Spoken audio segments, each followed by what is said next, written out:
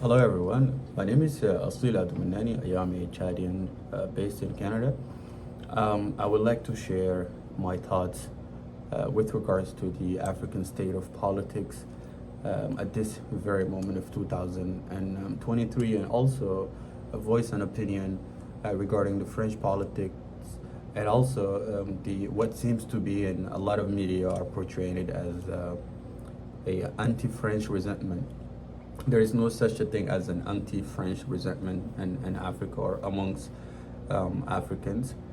We have a shared history with France. The, um, the only divergence with those statements is the fact of the matter that we as a people are in a state of emancipation.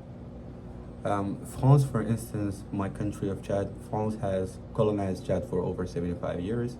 France has been present in Chad for the past almost 60 to 63 years.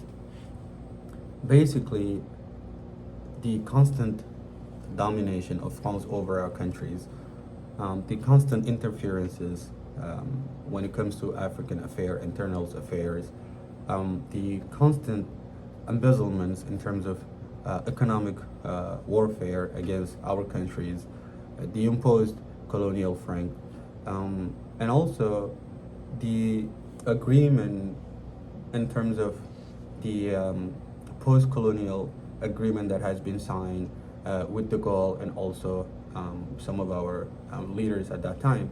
Basically, those agreement favors the interests of France in the long run. For instance, today you have noticed there is a sort of a false narrative that is being shared around medias, and the fact of the matter that Africans are being intimidated or being bought by Russia in terms of chasing France or chasing the Western's presence in Africa. I am a product, so to speaking, of the West in general, America and Canada. I mean, I've studied in Taiwan and in America and in Canada, and I have been living for the past 17 years in Canada. I mean, in a way, I do know your politics. I do know what really motivates you. It's your own interest. Not to mention the fact that America has sided with South Africa during the apartheid against African.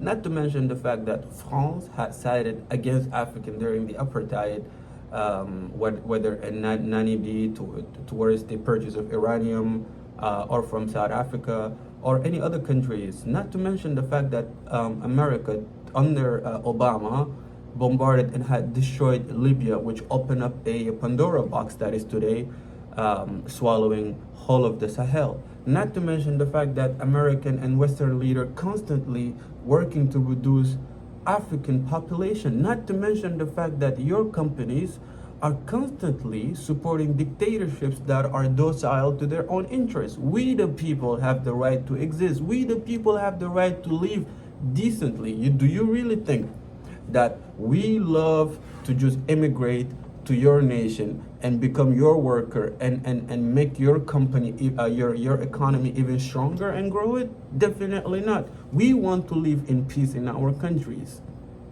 Therefore, your companies that you basically vote politicians, those politicians give license to those companies that operates in our countries. Those companies are the main issue. And the politics in terms of dominations, in terms of emancipations, there is a fact, and the enemy of your enemy is not your enemy. The fact of the matter that the West has a geostrategic divergence with Russia or with China, this does not incumb us as African. We will take advantage of the situation to get away from you, Western people in general, because you have potential, and you do still have potential if you were to sincerely change your politics, update your politics, adapt it to our reality. Africa is the most richest continent in the whole world. the most richest continent in the whole world, and yet we are the poorest. And we are still fighting terrorism, extremism. We're still fighting all sort of ism, basically. And the constant divisions and the constant diversions that are coming basically from your institutions. This is the issue, and we understand that. We understand that, and the people need to also understand that we don't have a resentment against French the people or Western. Our resentments is against the politics of dominations, which is being brought up, has been brought up, and still being applied towards our countries, on our countries. This is the issue. When you do side with a dictator that only favors your own interests, or when you do sing the fact that, oh, he's a democratic elected leader, you guys have orchestrated those systems to favor your own.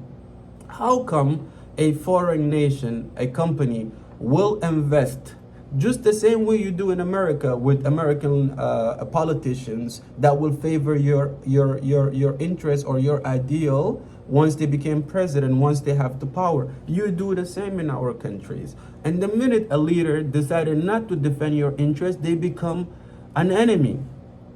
Who had killed Gaddafi? The West has killed it. Who has orchestrated the assassination of François Tambalbaye? The West. Who has orchestrated the assassination of Idriss Déby? The West under France. Who has orchestrated the assassination of Thomas Sankara? The West. Who had killed Lumumba? The West. And the list is a long list. I could name 100 leaders that were killed by the West entirely. The only thing we as people are looking for in this 2023 and this 21st century is our emancipation. We just want to be dealt with equally. And if Russia and China give us those opportunities, we will gladly take them. France has been present in Africa for over 150 years. And yet, France are not able to simply socialize with Africans. That's a fact of the matter. They have their own neighborhood. They don't mix with the people. They are there embezzling constantly from our lands. They're unable to get rid of the terrorism that they were the first to brought it up due to their misguided interferences in Libya. And we understand that France needs to keep our state dependence on their policy in order for them to keep their relevance as a foreign nation or a worldly power. This has been understood. But the fact of the matter is that we can no longer just keep quiet and accept the fact of the matter that you will continue dominating us. This won't work, and it will never work. My message is simply clear. You have one option.